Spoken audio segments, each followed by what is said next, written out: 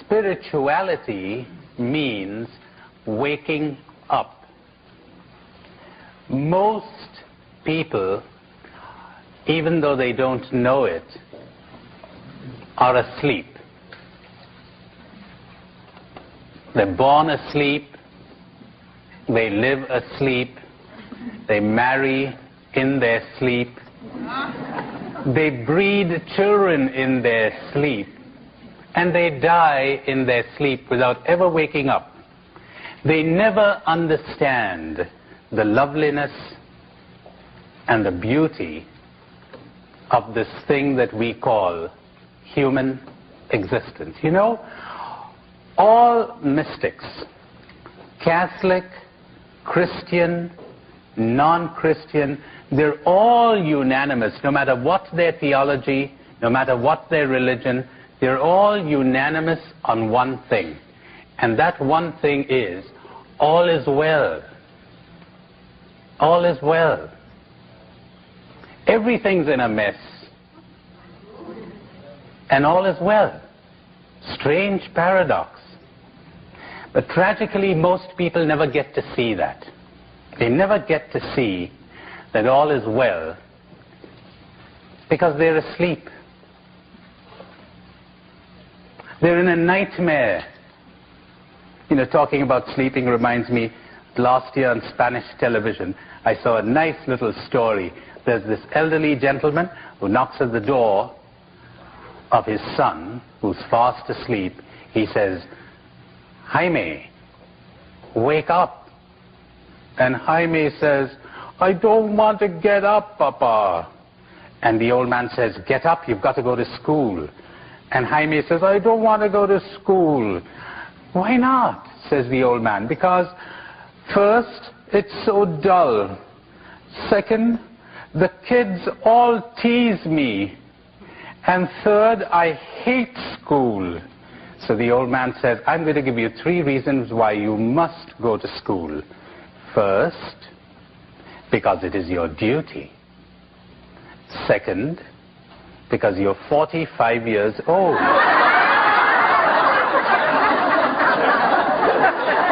And third, because you're the headmaster. Gotta go to school. So, wake up! Wake up! You're grown up. You're too big to be asleep. Wake up. Stop playing with your toys.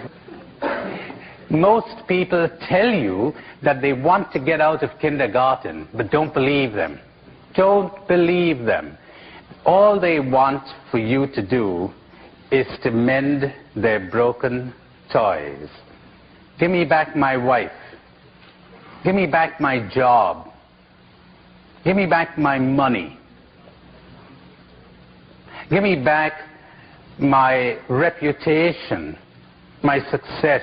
This is what they want. They want their toys repaired. That's all.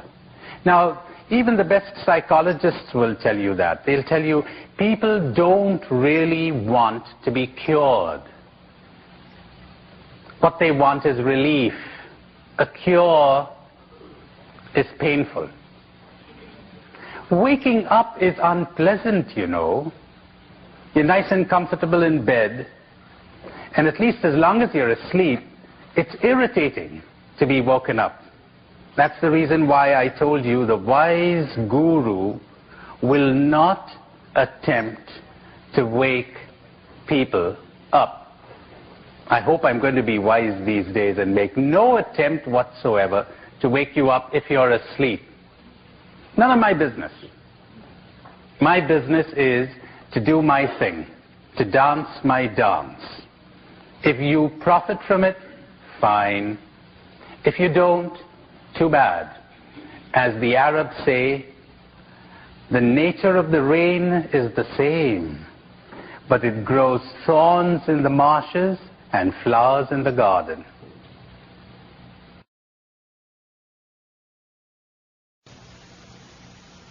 Do you think I'm going to help anybody? Oh, no, no, no, no. I don't expect to be able to be of help to anyone. And I don't expect to do damage to anyone. If you're damaged, you did it. And if you're helped, you did it. You really did. We'll come to that later when I challenge your beliefs. You think people help you. They don't. You think people support you. They don't.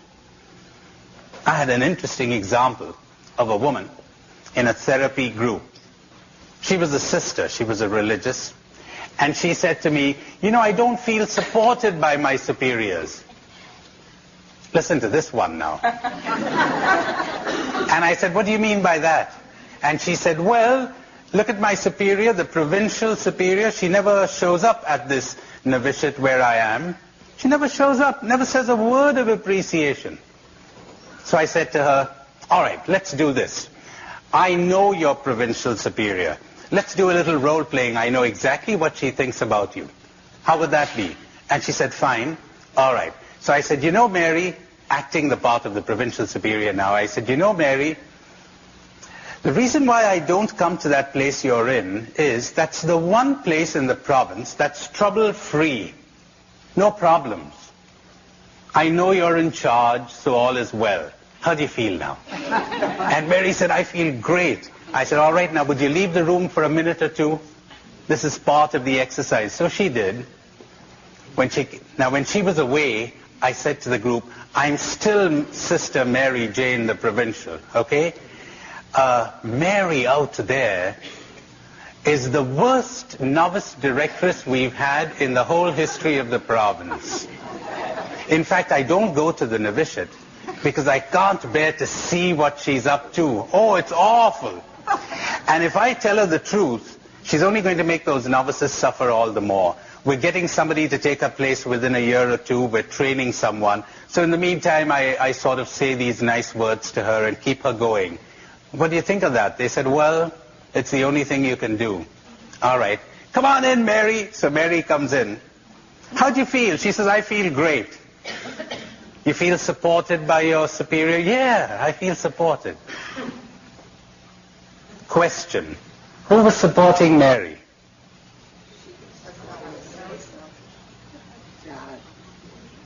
God, she says. Poor God, why did she drag him in now? Well, that's good, that's right. All right. So poor Mary, there it was. She thought she was being supported. You think you're in love with somebody? Well, I got news for you. You're never in love with anyone. You're only in love with your prejudiced and hopeful idea of that person. Want a minute to think about that? You're never in love with anyone.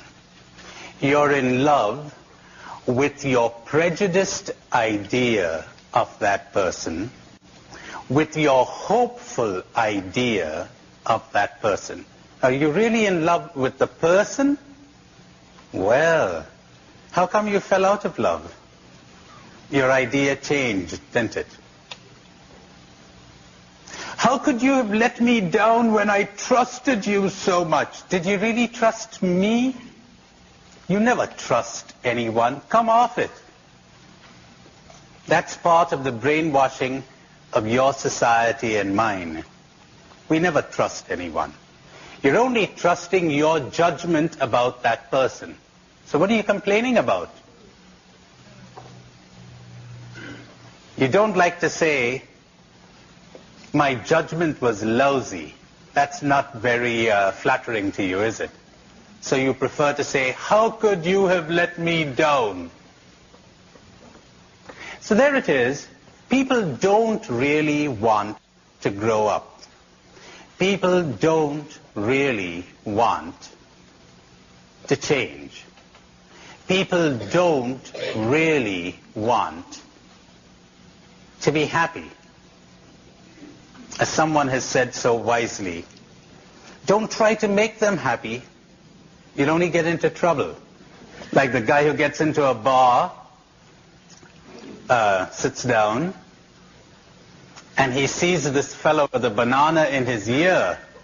A banana in his ear. And he says, I wonder if I should tell him that.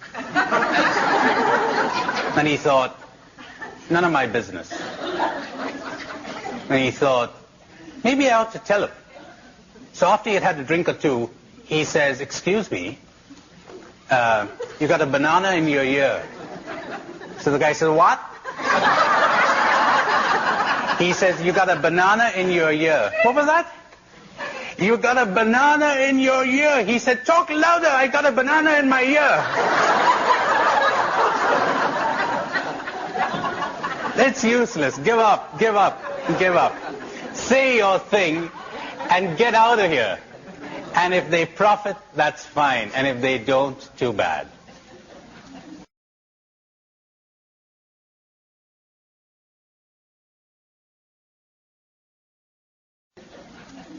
So now the first thing I want you to understand, if you really want to wake up, is that you don't want to wake up. The first step to understanding or to waking up is to be honest enough to admit to yourself that you don't like it. You don't want to be happy. You want a little test? Let's try it. It'll take you exactly 1 minute. You could close your eyes while you're doing this little exercise. You could keep your eyes open. Doesn't really matter. But listen to this. Think of someone you so-called love very much. Someone you're close to. Someone who is precious to you. And say, I'd rather have happiness than have you. And see what happens. I'd rather be happy than have you.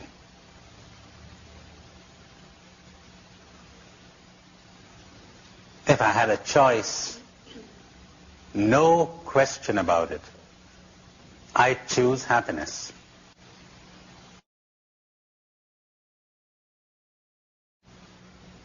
How many people felt selfish when they said this? Would you raise your hands? Isn't that wonderful? See how we've been brainwashed? See how we've been brainwashed into thinking, how could you be so selfish? Look who's being selfish. Just imagine somebody says, how could you be so selfish that you choose happiness over me? Who's being selfish now? How could you be so selfish that you would demand that I choose you above my happiness?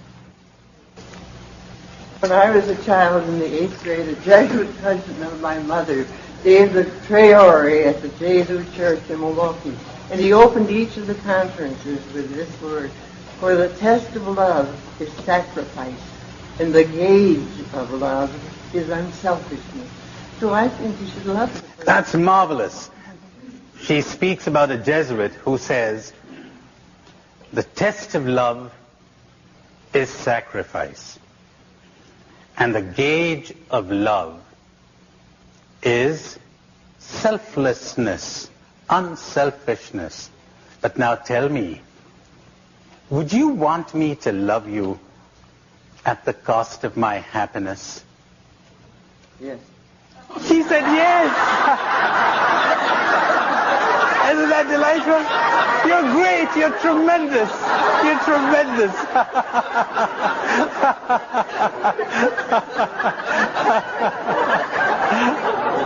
Now, what's your name? Claire. Okay, Claire. Now, wouldn't that be wonderful that you would love me at the cost of your happiness and I would love you at the cost of my happiness, and you got two unhappy people, but long live love. So now the first, we were saying, we don't want to be happy. We want other things. Or let's put it more accurately, we don't want to be unconditionally happy. I'm ready to be happy provided I have this and that and the other. And you know what we're really saying? We're saying, you are my happiness, to our friend, or to our God, or to anything. You are my happiness. If I don't get you, I refuse to be happy.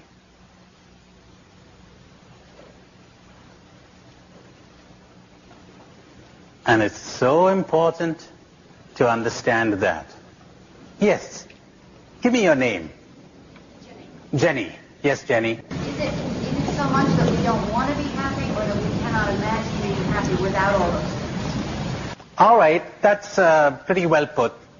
Wouldn't it rather be that we cannot imagine being happy without all those things?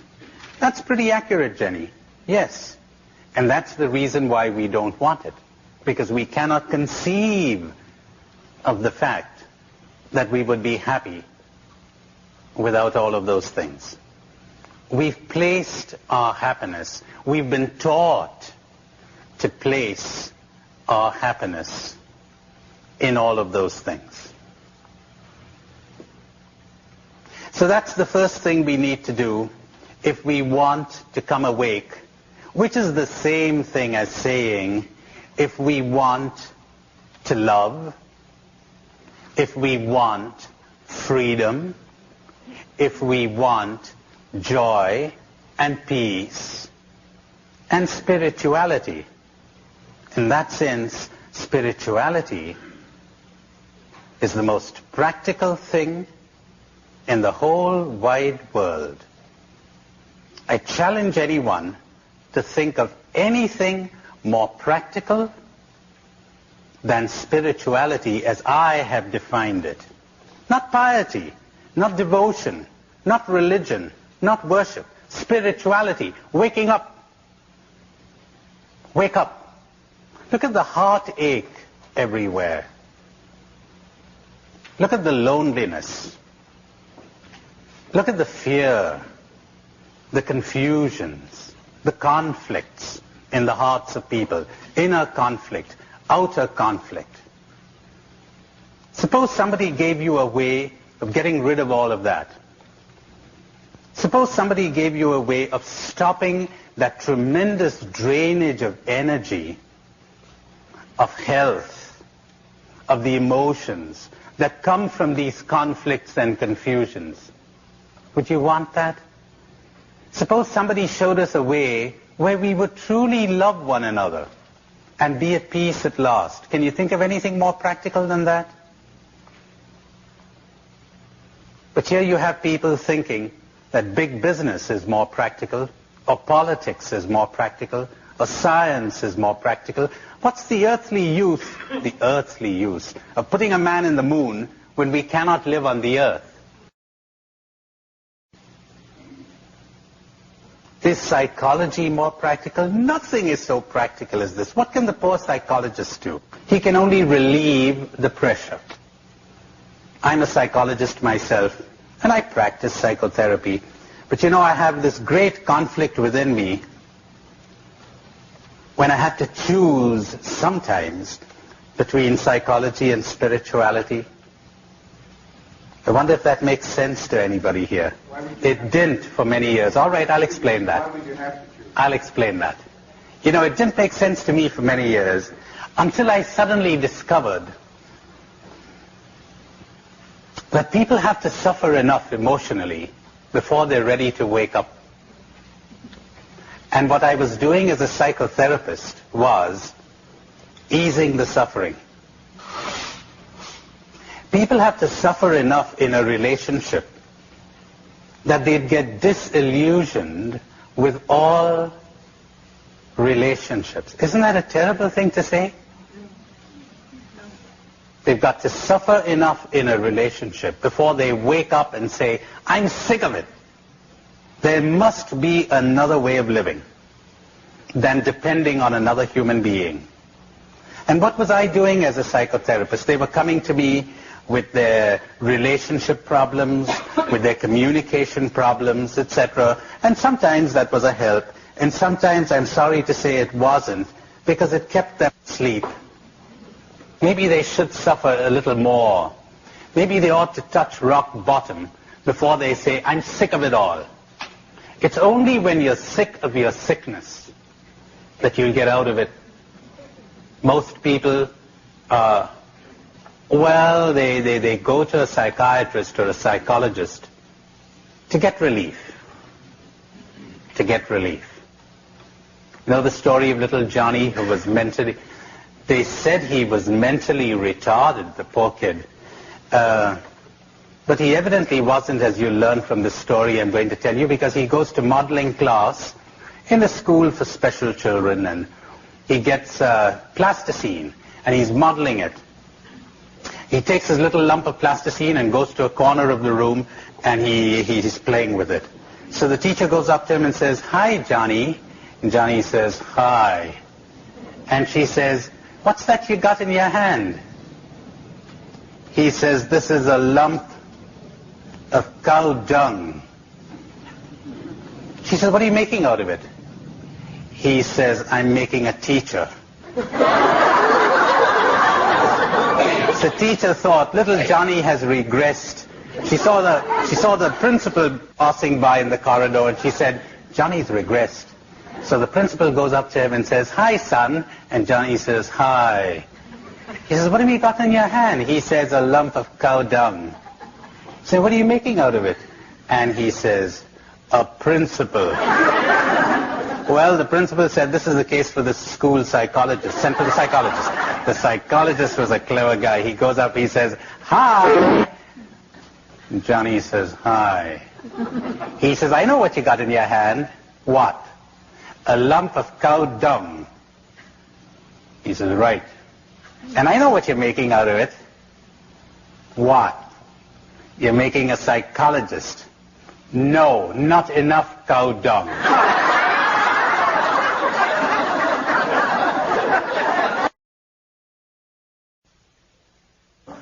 There are times when psychotherapy is a tremendous help, because you know when you come to that point where you're about to get insane, raving mad, you're about to become either a psychotic or a mystic.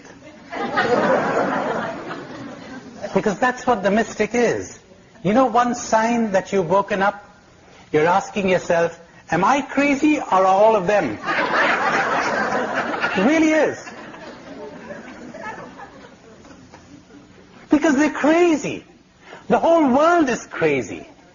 They're living on crazy ideas about love, about relationships, about happiness, about joy, about everything.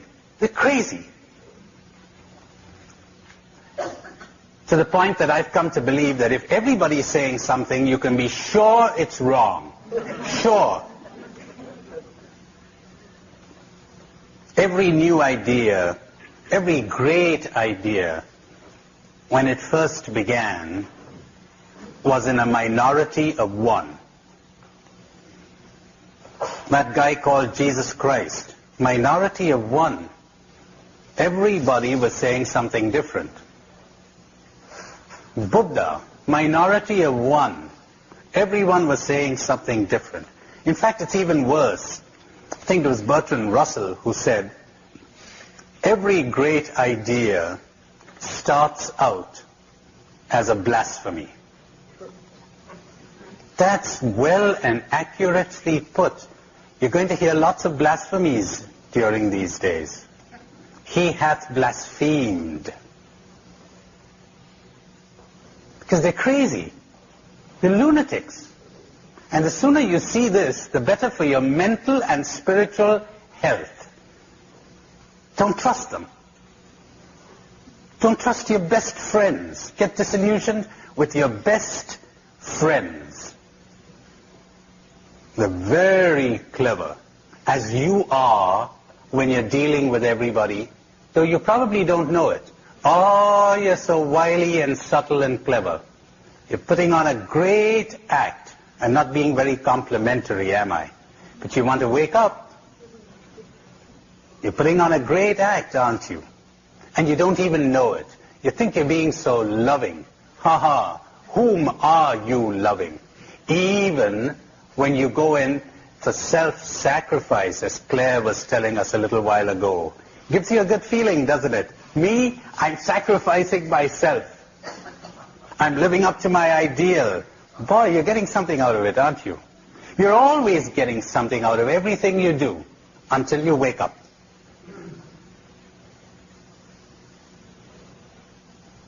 So there it is. Step 1. Realize that you don't want to wake up. It's pretty difficult to wake up. When you have been hypnotized into thinking, as I said to you before, that a scrap of old newspaper is a check for $1 million, you're hypnotized. How difficult it is to tear yourself away from that scrap of newspaper.